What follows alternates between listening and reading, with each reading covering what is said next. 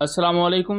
Welcome to M Raad. दोस्तों, बात आज हम करने जा रहे हैं बांग्लादेश और पाकिस्तान के फ्यूचर डिफेंस कोऑपरेशन को लेकर। जब से खास तौर पर 5 अगस्त को बांग्लादेशी प्राइम मिनिस्टर हसीना वाजिद रिजाइन कर चुकी हैं, बांग्लादेश में एक इंटरिम गवर्नमेंट का ऐलान किया जा चुका है।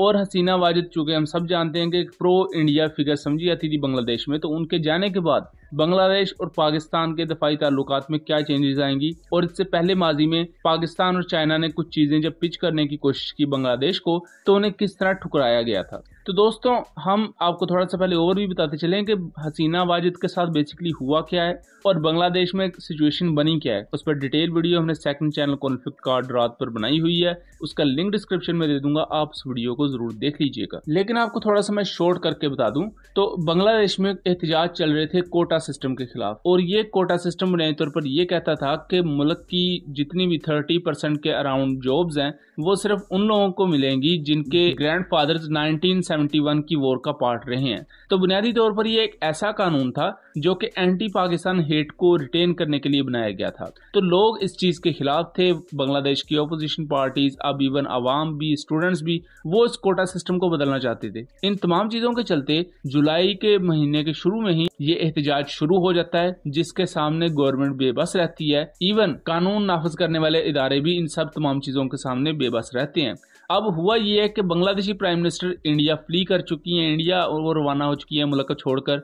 और जो बांग्लादेशी आर्मी चीफ है वकारुज्जमान, उन्होंने 5 अगस्त को एक प्रेस कॉन्फ्रेंस में ये क्लेम किया है कि बांग्लादेशी प्राइम मिनिस्टर को रिजाइन करने पर मजबूर कर दिया गया और वो मुल्क छोड़कर जा चुकी हैं, और अब मुल्क में इंटरिम गवर्नमेंट होगी जो कि मामलात को आगे लेकर चलेगी। अब ये तो वो है कि बांग्लादेश में हुआ क्या, लेकिन अब जब हम आ जाते हैं कि पाकिस्तान के साथ जो दफाई ताल्लुकात है उनमें किस तरह चेंजेस आएंगे। अब दोस्तों, हम बात करते हैं कि 9 से 11 जुलाई के दरमियान 2 बड़े अहम वाकयात हुए पाकिस्तानी नेस्टैप को लेकर। नेस्टैप पाकिस्तान का वो अदारा है जो पाकिस्तान एयरफोर्स, आर्मी और नेवी के लिए और उसके अलावा सिविलियन शोबे के लिए भी नेक्स्ट जनरेशन टेक्नोलॉजीज पर काम करता है। रिसर्च एंड टेक्नोलॉजी का काम वहाँ चाइना, तुर्की और पाकिस्तान के दूसरे जो इत्तेहादी कंट्रीज हैं उनकी कोलैबोरेशन में आगे बढ़ाया जाता है। वहाँ 2 बड़े विजिट होते हैं। पहला विजिट था एक ब्राजीलियन हाई रैंक कमांडर का, जिनको ब्रीफिंग दी गिड्स के सीईओ असद कमाल ने, और वो काफी ज्यादा इंटरेस्टेड नजर आए पाकिस्तान के Taimur air launch cruise missile में।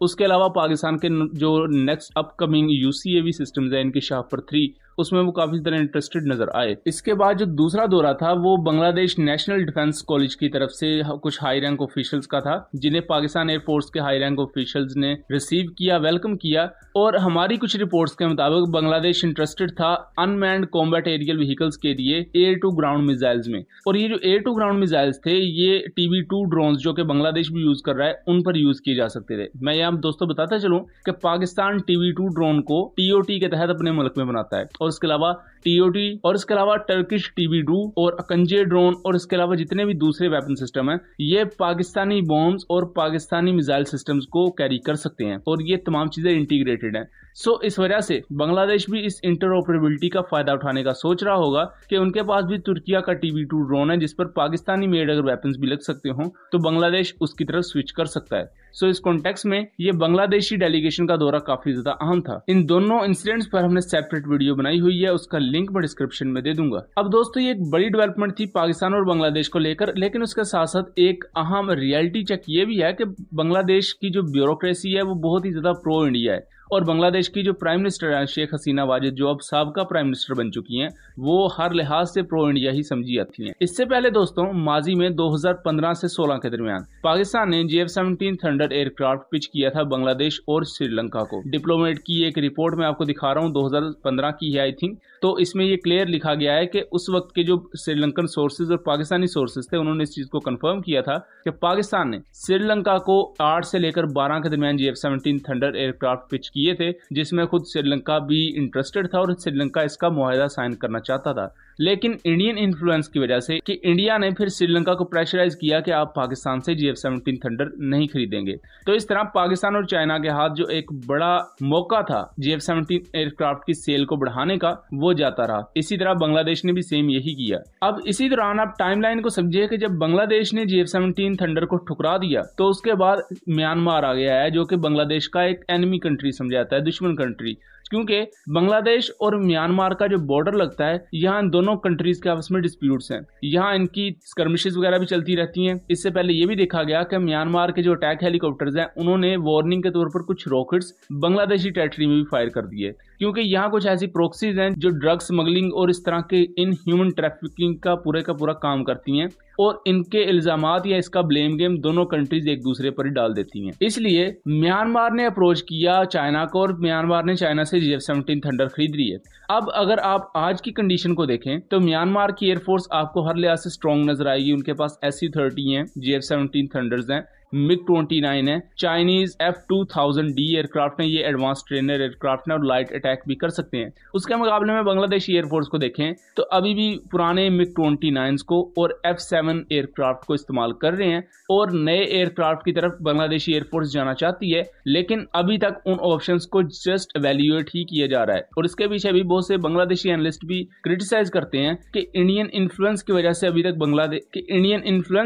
बांग्लादेशी एयरफोर्स को वो फंड्स प्रोवाइड नहीं किए गए जिससे नए एयरक्राफ्ट खरीदने हैं। उसके बाद 2016 में ही पाकिस्तान ने अल खालिद टैंक की अपग्रेडेशन भी ऑफर की बांग्लादेश को, जिसे रिजेक्ट कर दिया गया। मैं बताता चलूं कि अल खालिद टैंक जो है बुनियादी तौर पर ये चाइनीज MBT-2000 टैंक पर बेस्ड है। इस चाइनीज टैंक का पाकिस्तानी वेरिएंट जो है उसे अल खालिद कहा जाता है। अल खालिद में पाकिस्तान ने कुछ अपने पर्सपेक्टिव में चेंजेस की थी, तो बांग्लादेश भी सेम MBT-2000 टैंक को इस्तेमाल करता है। तो पाकिस्तान ने बांग्लादेश को ये ऑफर किया 2016 में कि अगर आप चाहें तो हम आपके टैंक्स को अल खालिद टैंक के लेवल तक अपग्रेड करके दे सकते हैं, बट अल्टीमेटली वही के इंडियन इन्फ्लुएंस की वजह से ये चीज भी रिजेक्ट कर दी गई। लेकिन कुछ दूसरे मीडिया सोर्सेज ये क्लेम करते हैं कि बांग्लादेश ने सीक्रेटली कुछ MBT-2000 टैंक्स को अपग्रेड करवाया था पाकिस्तान से, लेकिन इसका कोई सबूत मौजूद नहीं है। जून 2024 में ये चीज जाकर रिवील हुई कि बांग्लादेश पाकिस्तान से टैंक के एमुनिशन खरीदता है, और बांग्लादेश के जितने भी टैंक्स हैं ये पाकिस्तान ऑर्डिनेंस फैक्ट्री के बने हुए एमुनिशन को इस्तेमाल करते हैं।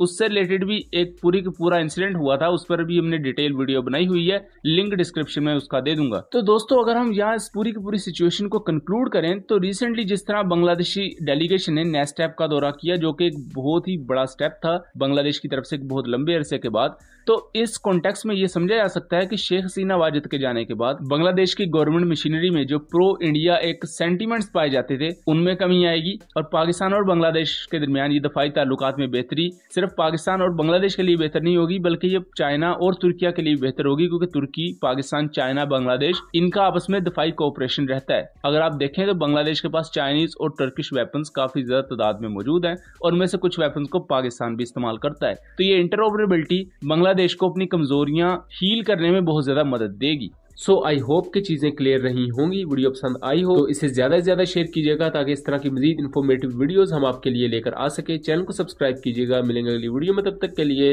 अल्लाह हाफिज।